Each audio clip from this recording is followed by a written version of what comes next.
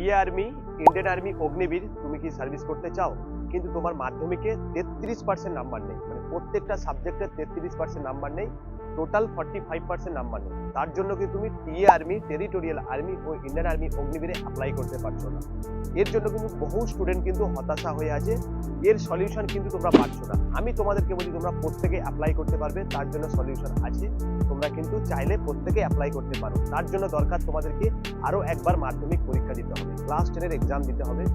আমরা class 10-এর exam করাচ্ছি, প্রত্যেকটা স্টুডেন্টকে আমরা ভর্তি করিয়েছি রবীন্দ্র মুক্ত বিদ্যালয় থেকে। তোমরা কিন্তু প্রত্যেকে এক্সাম দিয়ে তোমরা পাস করতে পারো। রবীন্দ্র মুক্ত বিদ্যালয় কিন্তু লাস্ট ডেট আছে ডিসেম্বর মাসের 10 তারিখ, 10 থেকে 12 তারিখ আমাদের ডেট আছে রবীন্দ্র মুক্ত বিদ্যালয় ভর্তি হওয়ার ডেট।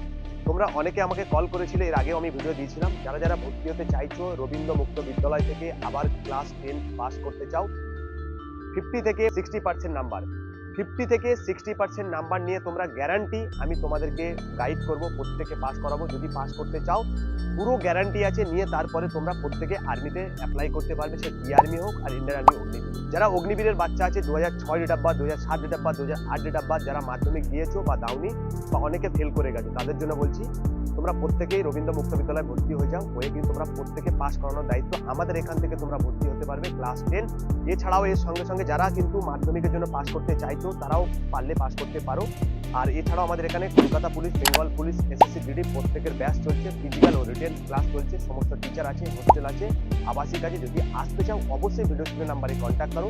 আমি তোমাদের physical trainer, national gold medalist. এছাড়াও আমাদের মধ্যে আরও কোচ আছেন, এনআইএস কোচ, আমি তোমাদেরকে ফিজিক্যাল করাই, আরও টিচার আছে। যদি আসতে অবশ্যই কন্ট্যাক্ট করো। জয় হিন্দ, জয় ভারত।